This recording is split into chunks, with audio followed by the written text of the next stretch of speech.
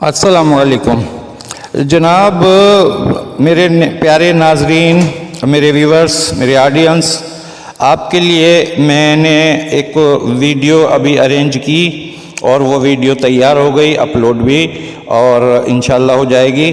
تو مجھے خیال آیا کہ میں بچوں کی معلومات کے لیے ایک دانتوں سے متعلقہ ایک حدیث میں بتاؤں، اور اس کا حیرت انگیز، جو آپ نے شاید ہو سکتا ہے کہ اکثر نے نہیں سنی ہوگی پہلے کبھی۔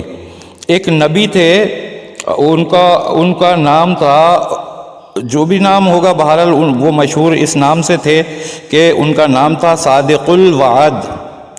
صادق الوعد یعنی وعدے کے سچے وہ نبی تھے، ٹھیک ہے۔ اچھا، وہ نبی جو ہے ان کو کوئی ملا، اور جو بات آپس میں انہوں نے کی اور اس سے پوچھا، تو وہ آدمی کہنے لگا ان سے، نبی پاک سے، صادق الوعد علیہ السلام سے، اس نے کہا کہ آپ یہیں بیٹھنا اور میں بس ابھی آتا ہوں، تھوڑی دیر یہیں رکنا، میں آتا ہوں۔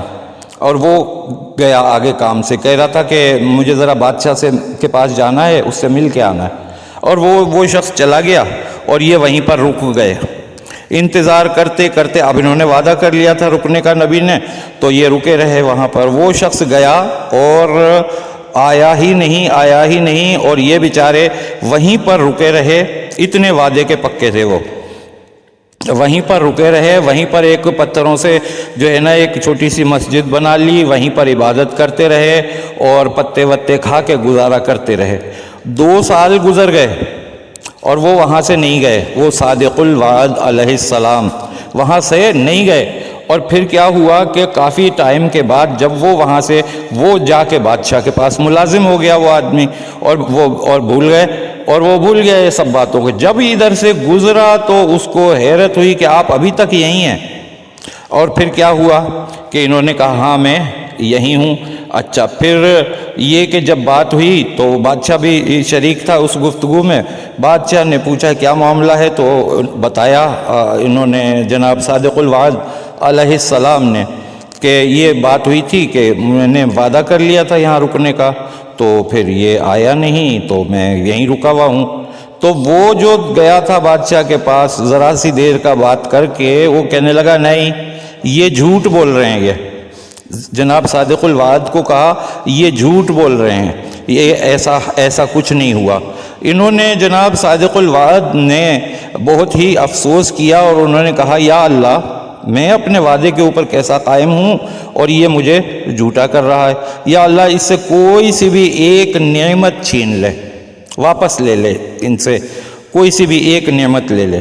اچھا، ابھی یہ بات ہو ہی رہی تھی اور وہ آدمی بات کرتا جا رہا تھا، اور جناب عالی اس کے سارے دانت نکل کے اس کے منہ میں جو ہے نا وہ گر گئے، اور وہ تھوکتا گیا اور سارا منہ دانتوں سے خالی ہو گیا اسی وقت۔